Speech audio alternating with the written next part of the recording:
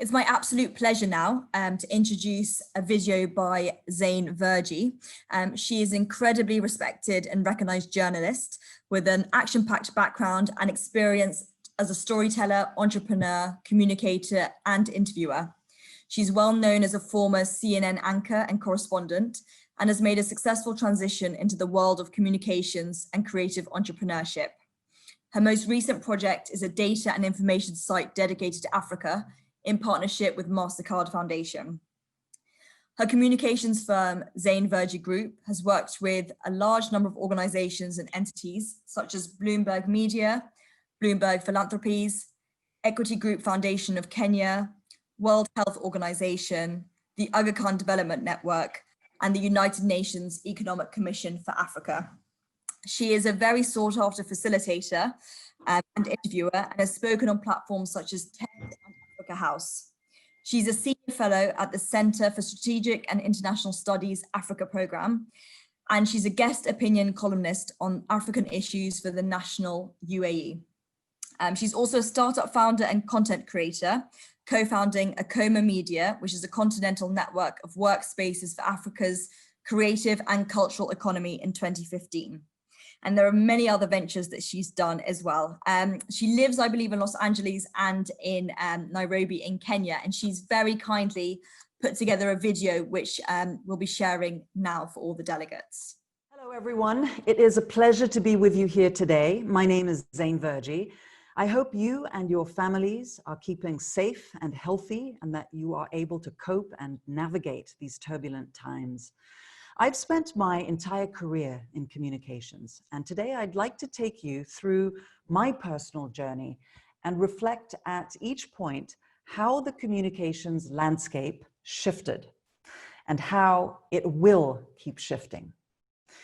Before joining CNN, when I was 25 years old, I started on-air life as a radio DJ in Nairobi. Lots of fun. I hosted The Love Show and played music and offered bad romantic advice. After joining a local TV station called Kenya Television Network, I came to truly understand the power of being on the air and the importance of having a singular, crisp, and clear message, one that connected to people. I enjoyed having a large audience at the time because there was very limited TV competition and no social media. I wasn't competing with Twitter, Facebook, or Instagram. A global journalism career began when I moved to Atlanta to work for CNN.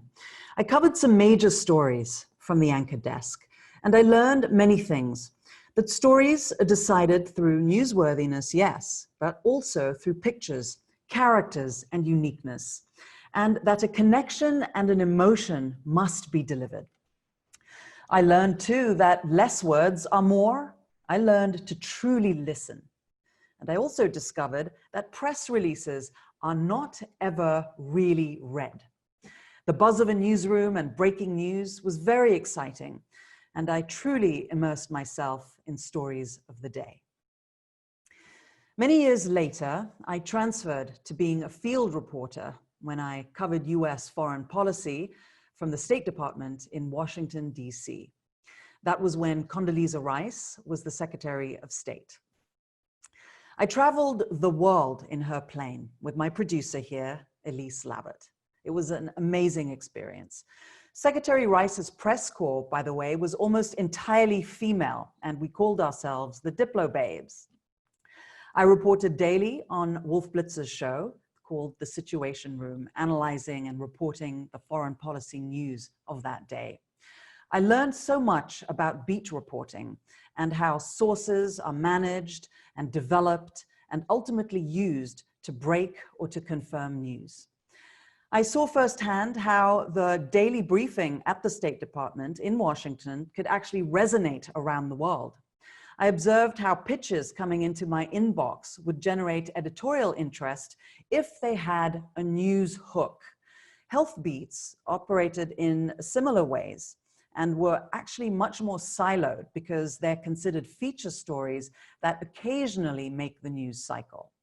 At the time, health was not a national security issue. It's very different right now. From Washington, I moved to London and I hosted the Europe morning shows, which was exciting. I met the Queen, and I also hosted many shows from Africa. And it was here I discovered that there were so many important stories that needed to be told on the continent, and no international media was really doing it well, or if they were doing it, it was kind of stereotypical. And I felt that Africa had more edge, more nuance, more dynamism, and that was not being reflected.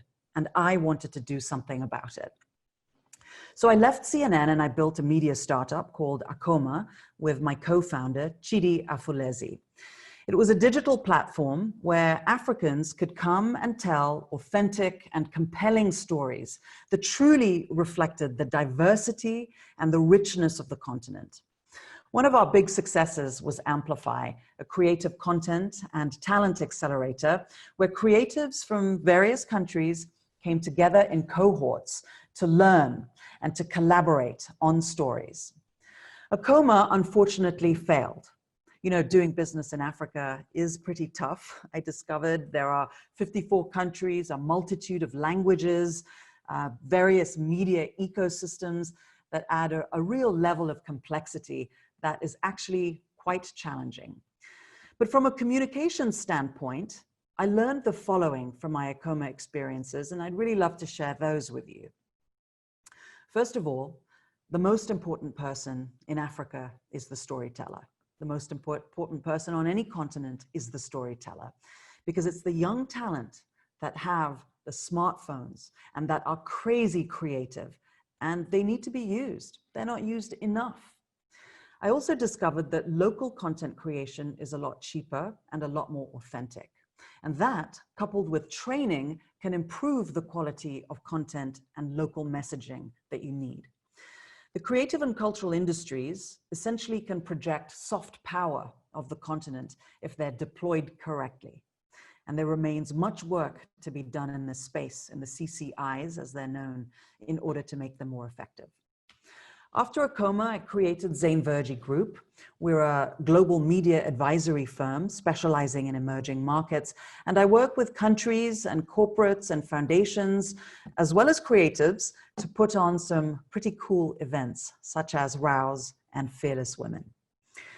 One of my early projects was to take a detailed look at global health communications. Dr. Tedros, at the time, had just taken over as Director General of the World Health Organization. And I spent some time looking at the nitty-gritty of health communications at the very highest levels in Geneva. And it was clear that tech platforms, data analysis, distilling information into understandable formats for different audiences was absolutely crucial. And there was a lot of work being done around this space, which has proven very helpful now, because then COVID hit. And global health was no longer a siloed issue. It was a global security issue, an economic and a social priority as well. So what communications lessons did I learn over the last few months from observing what was going on around us? First of all, clear and efficient messaging was critical. Wear a mask, wash your hands, get tested, stay 6 feet apart. The simpler the communications, the better. No technical jargon, no politics. Sitting here in the United States, I can tell you firsthand what politics does to messaging. Transparency was important. Say what you know, say what you don't know. It's okay. Build trust with the audience. Of course, storytelling. Where there were individual opportunities to tell stories, be they of triumph, of sorrow, of recovery, whether they were cautionary stories, stories of impact, of breakthrough, of communities rallying around one another, all of these resonated. It made the COVID pandemic real. Remember how Tom Hanks and his wife reported very early on that they had COVID? The message there was, if those celebrities have it, then perhaps I am vulnerable. Perhaps I can get it too. Remember the stories, for example, in Italy, and all those performances of music and opera on balconies. Look at how the NBA and the football leagues have actually employed and leveraged science and ensured experts helped them navigate this turbulent environment safely. One of the greatest communications challenges, I have to point out, and you know, has been how to deal with the infodemic, how to deal with fake news and incorrect facts and information. One of the ways that has worked really well has been through health entertainment. And really consider what's happened here. When you look at things like memes or animations or videos, they have had a significant impact and have gained a lot more prominence. When you use content creators, this has proved in this pandemic a powerful tool because creativity is key in engaging people. When you've got clever memes or entertaining videos that communicate key messages and address the stigma, the fear, and the paranoia, it reaches people, right? There were many videos that were instructional that I saw that were funny and quirky and clever in sound and design, but they got the message across, and that is what we need to do. Data and dashboards were something else to take note of. They were an immediate communications need. And I want to highlight one person that did an incredible job. A 17-year-old kid. He's a coder. His name is Avi Schiffman. He became one of the key providers of information on COVID-19 very early on. He stepped up and he delivered right away on what people were looking for. He created this dashboard using a very simple web scraping tool, which, by the way, he originally built it to track sports stats at his high school. And he applied that at the beginning of the pandemic to aggregate data from various national health agency sites. This is what technology helped to do. Avi became the center of gravity in the United States, and this was his site. From my work in Africa, Julie Gishuru reached out to me. She's the head of communications with the MasterCard Foundation. And back in March, we had a conversation. And we discussed the vision that she had behind building a digital platform that would capture the stats and information, the numbers, some analysis that really told the COVID story in Africa.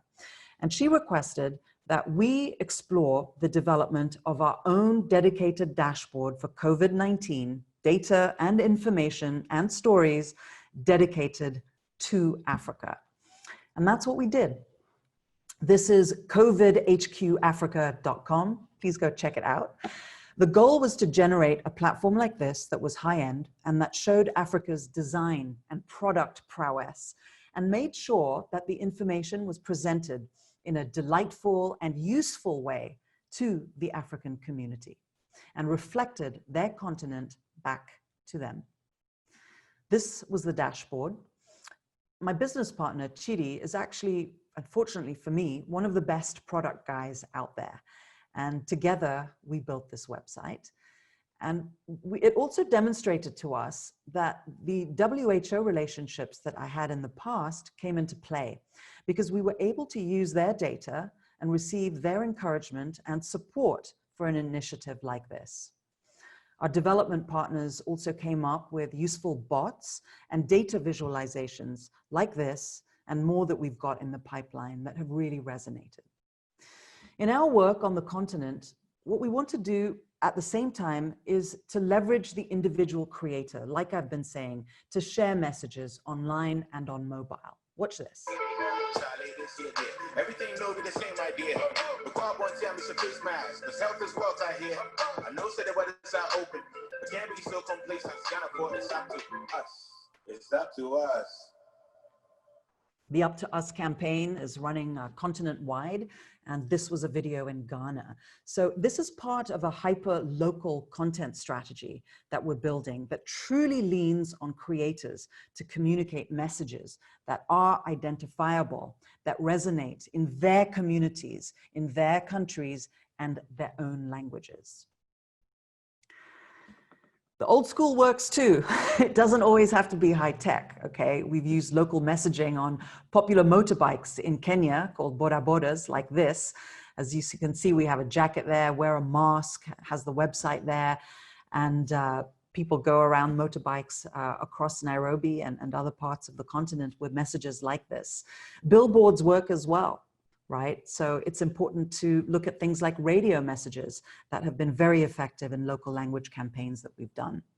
We've also worked with an intelligence-driven company that created a dashboard for the United Nations Economic Commission for Africa, as well as Africa CDC, that really informed us on conversations that people were having on social media about things like COVID, infection, symptoms, food prices, domestic violence. We took these keywords and we were able to map key themes and gain some pretty valuable insights into what people were saying in the cities and towns that they lived in. And we were able to prioritize information.